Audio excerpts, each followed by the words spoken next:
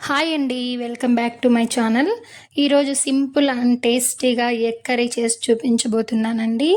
Taste అయితే చాలా బాగుంటుంది. మీరు కూడా తప్పకుండా ఒకసారి ఈ విధంగా ట్రై చేయండి.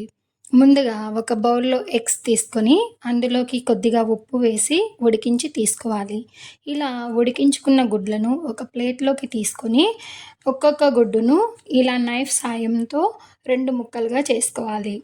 ఇక్కడ మీరు ఒక విషయం గుర్తుపెట్టుకోండి. లోపల ఉన్న జన కూడా బాగా ఉడికేలా ఎగ్స్‌ని కుక్ చేసుకోవాలి. తర్వాత ప్యాన్ పెట్టి 1 టేబుల్ స్పూన్ ఆయిల్ వేసి అందులో పసుపు, ఉప్పు, కారం వేసి ఒకసారి అంతా కలిసేలా బాగా మిక్స్ చేసుకోండి. తర్వాత ఇందులో ఉడికించుకున్న ఎగ్స్‌ని పెట్టి బాగా ఫ్రై చేసుకోండి.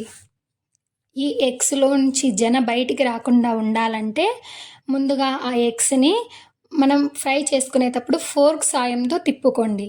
అప్పుడు మీకు ఎగ్స్‌లో ఉన్న అనేది బయటికి రాకుండా లోపలి వరకు బాగా ఫ్రై అవుతుంది ఆయిల్‌లో. ఓకే. నెక్స్ట్ దీనికోసం అనేసి మనం మిక్సీ జార్ తీసుకొని ఇందులో టమాటా ముక్కలు వేసి అందులో కొద్దిగంత పుదీనా, కొద్దిగా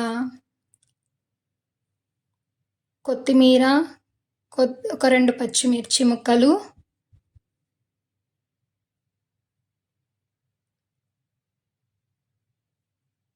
కొన్ని పొట్టు తీసుకున్నటువంటి వెల్లుల్లిపాయలు, కొద్దిగా అల్లం వేసి బాగా మిక్స్ చేసుకోండి మిక్సీలో.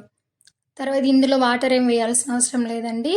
మిక్స్ చేసుకున్న తర్వాత కడాయి పెట్టుకొని ఆయిల్ వేసి కొద్దిగా దాల్చిన చెక్క, 2-3 లవంగ మొగ్గలు, 1-2 యాలక్కాయలు వేసి 1/2 టీ స్పూన్ జీలకర్ర వేసి బాగా ఫ్రై అయిన తర్వాత ఒక కప్పు అంటే ఒక 2-3 ఉల్లిపాయలని ఇలా సన్నగా కట్ చేసి వేసుకోండి. వేసుకున్న తర్వాత ఇందులో బాగా ఫ్రై చేయండి. మంచిగా గోల్డెన్ బ్రౌన్ కలర్ రావాలి. గోల్డెన్ బ్రౌన్ కలర్ వచ్చేంత వరకు ఫ్రై చేసుకోండి. తర్వాత ఇందులో పసుపు,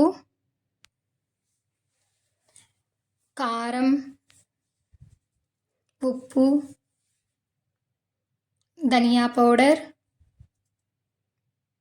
గరం మసాలా పావు టీ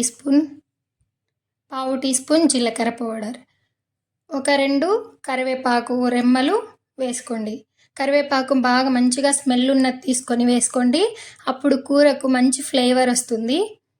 మసాలాలు బాగా ఫ్రై అయిన తర్వాత ఇలా ఆయిల్ పైకి తేలుతున్నప్పుడు మనం ముందుగా మిక్స్ చేసి పెట్టుకున్నటువంటి టమాటా పేస్ట్ అందులో వేసి బాగా ఫ్రై చేసుకోండి. ఇది కూడా పచ్చి వాసన అనేది మొత్తం పోవాలి.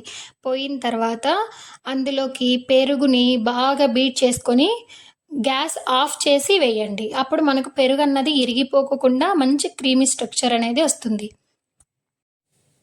తర్వాత మళ్ళీ గ్యాస్ ఆన్ చేసి బాగా కలుపుకోండి.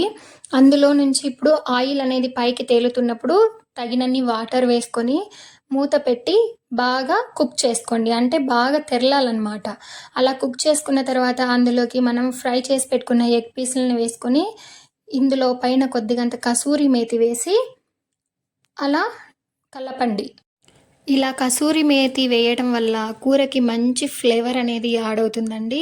టేస్ట్ కూడా చాలా బాగుంటుంది. కసూరి మేతి వేసిన తర్వాత కొద్దిగా మూత పెట్టి ఒక 2-3 నిమిషాలు ఉడికించేసుకున్న తర్వాత కొద్దిగంత కొత్తిమీర చల్లుకొని తర్వాత గార్నిష్ చేసుకోవడమే. దీన్ని ఒక బౌల్లోకి తీసుకొని సర్వ్ చేసుకుంటే ఎంతో టేస్టీగా ఉండే ఎగ్ కర్రీ అనేది రెడీ అయిపోతుందండి.